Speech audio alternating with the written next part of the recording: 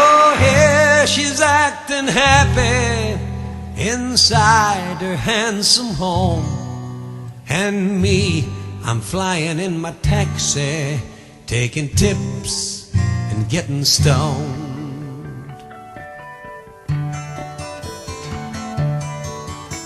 I got into town a little early, had 8 hours to kill before the show.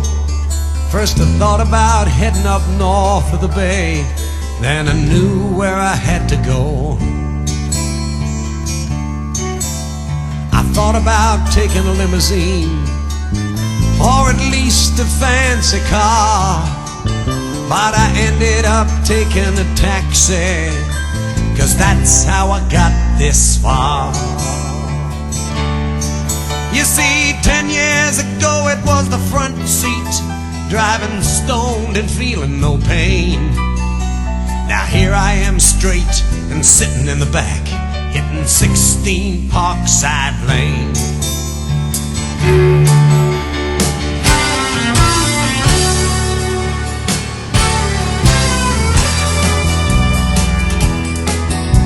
The driveway was the same as I remembered, and a butler came and answered the door. He just shook his head when I asked for her and said she doesn't live here anymore. But he offered to give me the address that they were forwarding our letters to. I just took it and returned to the cabbie and said, I got one more fare for you. And so we rolled back into the city, up to a 5-story old brownstone. I rang the bell, it had her name on the mailbox. The buzzer said somebody's home.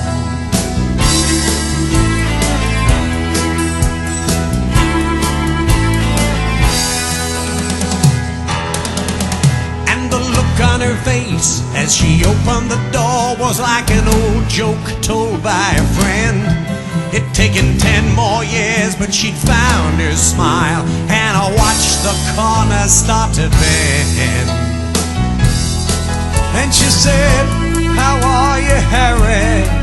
Haven't we played this scene before? I said, it's so good to see you, Sue. Had to play it out just once more. Play it out just once more.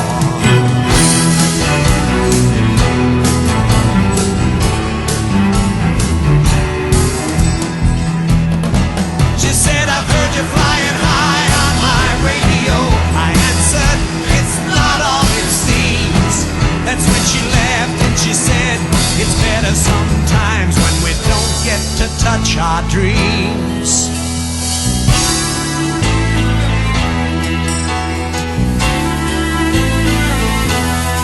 That's when I asked her, where was that actress? She said that was somebody else. And then I asked her why she looked so happy now. She said, I finally like myself. At last I like myself.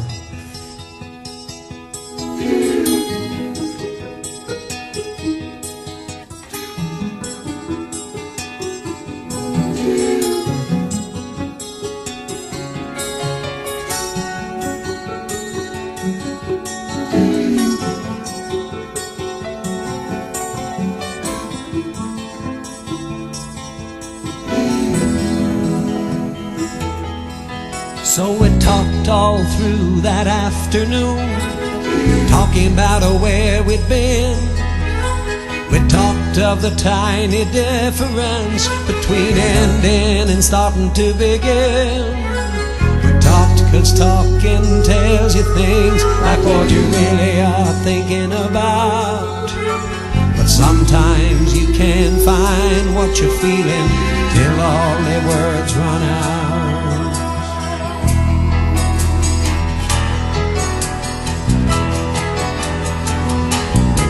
So I asked her to come to the concert.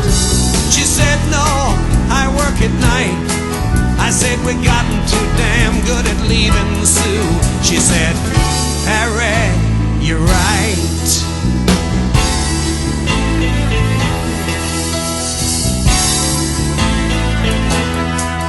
Don't ask me if I made love to her or which one of us started to cry. Don't ask me why she wouldn't take the money that I left. If I answered it all, I'd lie.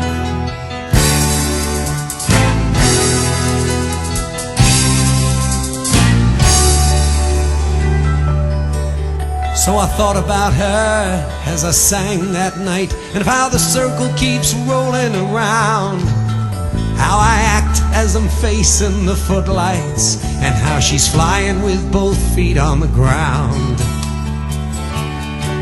I guess it's a sequel to our story from the journey between heaven and hell, with half the time thinking of what might have been, and half thinking just as well. I guess